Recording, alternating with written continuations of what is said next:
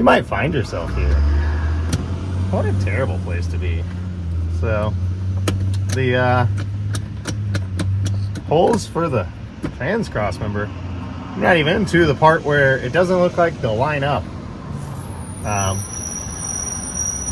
Could you hush? We're kind of busy here. But not only that, they don't thread at all. So I guess we'll run a tap and die up. We'll tap up through and see if we can't get some threads. So got the lawnmower battery rigged up in there, and well, it does spin, which is pretty cool. So have the spark plugs in to hopefully not get blasted by PB blaster. That was not a very fast crank, but it's also a very bad connection at the battery, and well, it's a lawnmower battery. So however, most of the lights and everything seem to come on when we turn the key on, so that's pretty cool. I am really out of energy, but I mean, I want to see if it makes spark, so I guess we got to do that.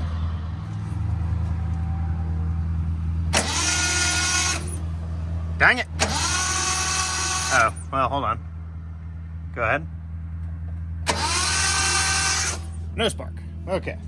I was concerned at first that it was spinning so fast, but I just pulled all the spark plugs out, so obviously. Okay.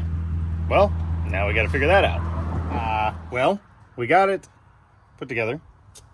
I have to hot wire the ignition, which just got bright over there. Okay, well, we don't know what just got bright over there, but I did run 12 volts hot just straight to the side of the coil and find out that we do get spark when doing so. So my lovely assistant will turn the key and we'll actually just see what happens. It's not gonna crank over fast enough. Dang it. My jump starter box is also dead, but all the connections are super bad, so I don't know. We'll see. It's clicking over there, so my jump starter box is trying to do something. We'll see. Nada. We don't have it. Connection's too bad. Battery is, it's honestly fine. It's not the battery because it starts to curl every day, so it's just this dumbassery we have going on over here. Dang it. Just got home. She doesn't know I'm here. Look at this chick sitting in the Z in the driveway. How cute. Stopped at the Walmart on the way home from work today. Picked up a brand new battery with a warranty. It's even a car battery. I don't even ever do that. Must be because I love her. Aww. She was already in her car playing with it when I got home from work today. That's how you know it's true love. So, replacing the wires because I think that's why we were having a slow crank yesterday. Not to mention it's a lawnmower battery that I took out of the wagon at one point for not being good. So, it is the battery I've been using in the lift back. However, she just killed it today by leaving the headlights on, so it's fine. Hopefully this new battery will be enough for this thing to crank over and get spark at the same time, and we'll find out today if it'll fire off. I think I got the firing order correct. 15364. I think she's got it memorized. That's impressive. Anyway. So, I had hoped that the more amperage and cold cranking amps and whatnot from an actual car battery would make this thing make spark while cranking. But it seems that without my jumper wire to the coil, we're not getting spark at all. I don't know if the system, longevity-wise, can hold up to the 12-volt jumper wire. I'll have to see if I can figure that out. But when I have 12 volts hot straight to the coil, it does get spark. So I guess we'll do that. See if it fires. Cool. it fired off and it sounded like it was on all six, which means theoretically I have the firing order correct. So let's not boil that coil, and we'll disconnect that 12 volts and see if we can't get fuel into the carbs and see if we can run it longer off of something not as, you know, harsh as ether. Long shot here, but we've got the trusty boat tank hooked up to the mechanical fuel pump. Who knows if that thing even kind of works, or if we're just pouring gasoline into the crankcase right now. Could be. But we'll crank it over a little bit, see if we can't get some pressure going to the carbs and see if it'll run off fuel. That'd be neat. All right, theoretically though, this little feller is working, because when we cranked it over to prime it, we got a leak at the rear carb. Replaced a fuel line on the bottom of the carb and a couple hose clamps. Theoretically, we're getting fuel distributed over there. Put 12 volts back to the coil, I guess. It's time to turn the key.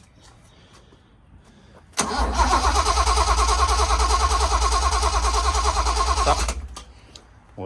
Maybe we'll boost it with the ether.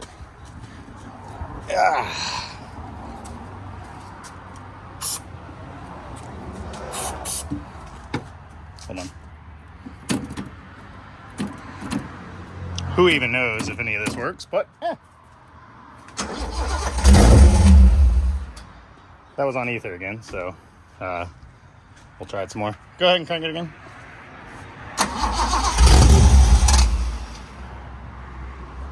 We're off to a good start. All right, cool.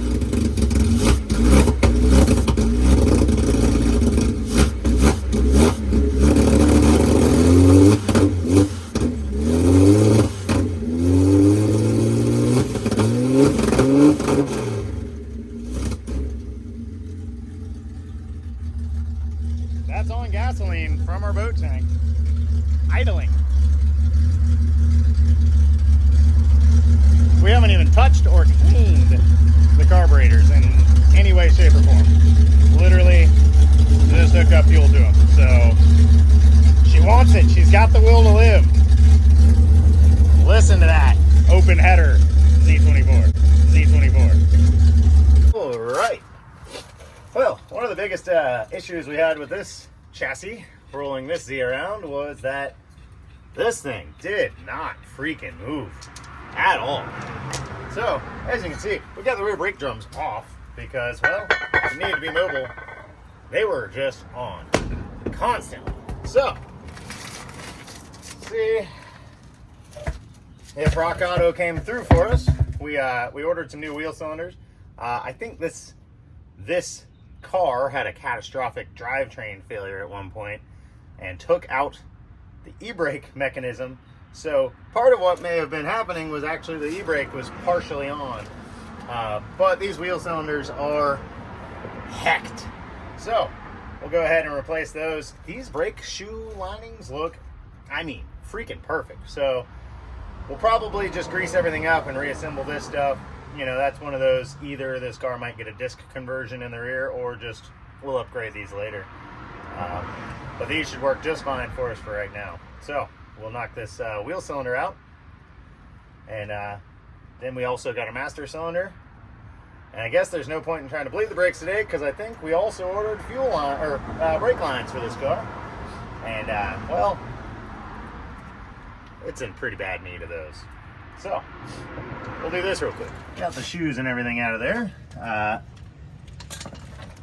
Learning as we go here. Definitely haven't messed with any Z's. Hopefully. Nope. Gonna have to get the hard line off. Ugh, that's never gonna come off. It looks like there's no bolts that actually hold this on. It looks like a little snappy spring doodad holds the slave cylinder to the hub, which is cool, I guess. It's like a quick change setup, but this thing is equipped with tons of spider webs, and it's icky to touch. So, guess we gotta deal with that. I think the first thing I'm gonna do is, well, I'm out of PB Blaster, but try to soak this hard line so I can get it out of the slave solder. Yep, everything here is going perfectly as according to plan. I can't get one single fuel line remotely loose on this thing. Can't imagine why. It's like 50, so, you know, I'll give it a break, but geez, really paining me today. We'll get it, it's fine. Just might have to make all new brake lines.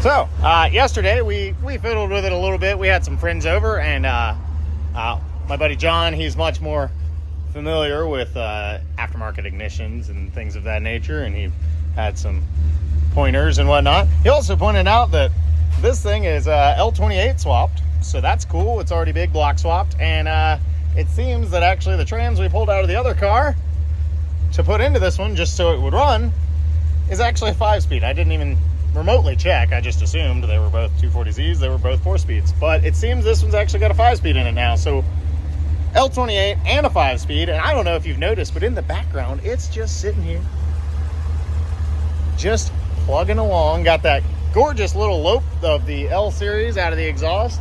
The carbs, I didn't even know the SUs took ATF. That's a thing. John showed me that yesterday.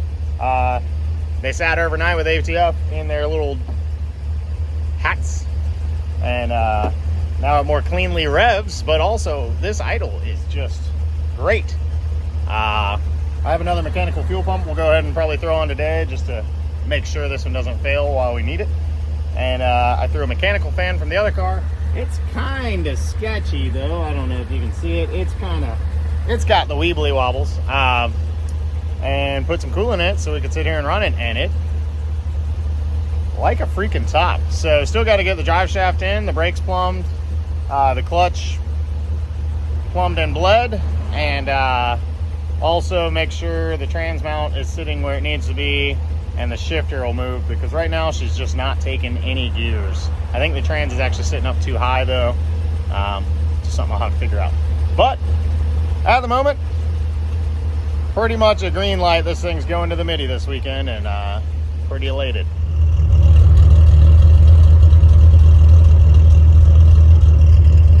Sounds too cool, man. Runs so good. Well, we're still waiting on brake lines. Went ahead and just grabbed some random stuff off the other Z and just stuff I had laying around the house and put something together so we'd at least have brake lines to get this thing rolling and road tested. Still needs to be bled a whole bunch more, but we do have brakes, we've got a clutch, we've got extremely flat spotted tires, and we've got a running engine. Stops, steers, starts, and shifts. 5-speed. What the heck? So this is the first test drive in this thing, and let me tell you, she's a little ripper. Kind of scoots. So take her back to the house and I guess move on to some other projects. So this one seems to be for sure at least ready to go cruise around the track.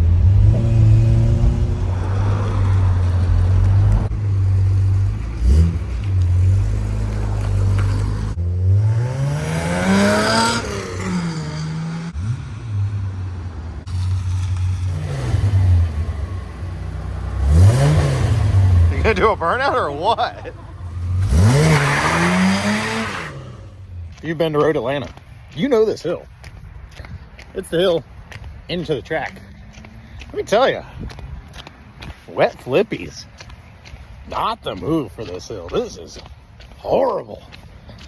But we're in. We're at the Mitty. Now I'm walking out of the Mitty to go get another vehicle in.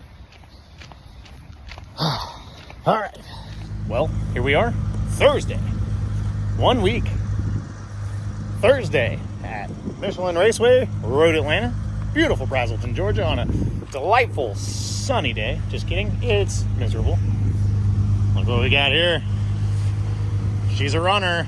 She's a track star. I mean, really, this is a gorgeous car. And it's been kind of refreshing week. Except for the brakes. The brakes have been really, really kicking my butt. But otherwise, really refreshing week playing with this thing. And here she is, running, driving. Hopefully ready for a weekend of cruising around the infield here at the Mitty. So, can't wait. Cleaning up the glass, cruising around a little bit. Needs a bath. Now the event doesn't actually officially start until tomorrow on Friday. But the early birds get lit in at 5 o'clock Thursday night. So one more night of camping and hanging out with friends and enjoying old cars. So for those of us who are here this year early, well, it's one extra day of being wet, cold, and miserable. So hopefully the rest of the weekend turns around. But if not, at least we can be happy to just be here.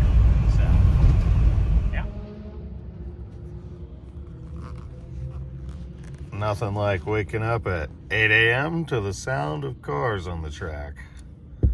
Slept in the Dodge last night.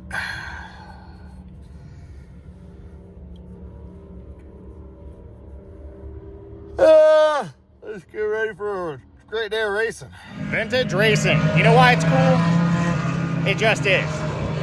There's just that. You can't beat it, brother. So, on the one hand, it's cars just were cooler when they were older because they were just tougher. Well, now, vintage racing, the other reason it's cool is freaking variety. Because anything is vintage if it's not brand new. So, Jaguar E-Type driving by right now.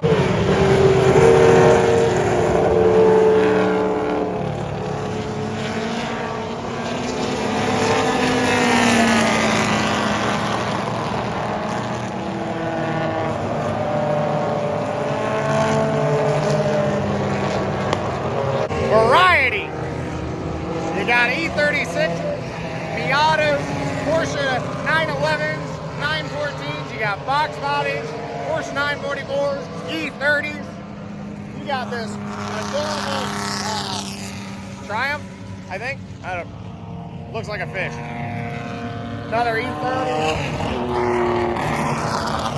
3.0 CSL. I mean, woo! Vintage racing, it's good stuff.